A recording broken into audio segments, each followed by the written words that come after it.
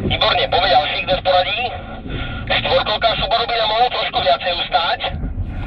Problém u štvorkolky je, že keď ju dostanete do šmiku, tak máte väčšinou šmik na obidve nápravy. To je krásne vidieť, jak sa šmíka celé to Subaru ide bokom. Výborne, len ubereme plyn vynikajúco. Poďme ešte jedno kolečko. Skúste potom na tomto asfalte ísť tak dynamickejšie trošku, hej? Výborne, Subaru, výborne. Vynášame to len ubereme plyn. Nemusím viacej zatáčať kolesami. Potom sa nám stane presne to, čo stalo teraz vám a inak to bolo super. Poďme ďalší. Zatiaľ slabota. Výborne, Subaru, veľmi dobré. Doľava kontra, doprava, bez problémov. Držím, výborne. To je ono, vynikajúco, super. ESPčko pracovalo, ale zvládnuté to bolo výborne. Doľava Kia, to isté, tá istá chybička, čo u Aťky. Takže Subaru, poďme jednotka doprava.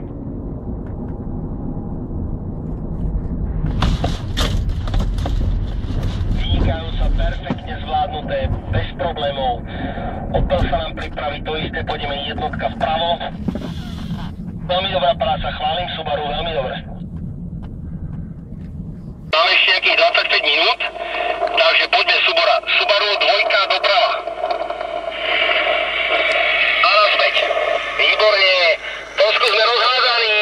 Ajajaj. Neskoro vrátená kontra, nemám k tomu čo povedať. Musíme rýchlejšie vrátiť ten volant. Tak ako rýchlo ho nahodíte, takou rýchlosťou musíte... A Subaru môže vyraziť, poďme dvojka vpravo. Takže Subaru pokračujeme, máme ešte nejakých 25 minút. Takže poďme Subaru dvojka doprava. A naspäť.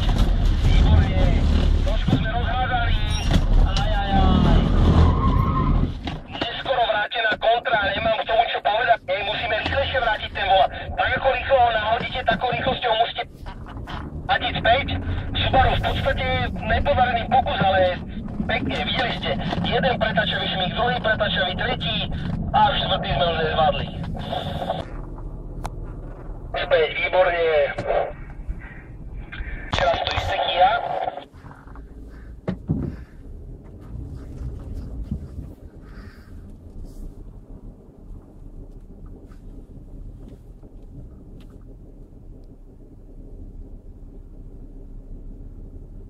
Držím to, výborne.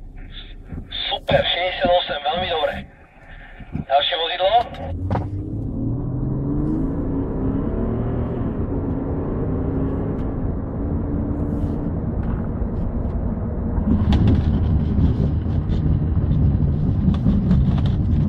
Pekne Subaru, vynikajúco, jemnučko v pretáčavom šmiku. S pohozom zabíjaka to zvládol vodič, výborne, poďme ho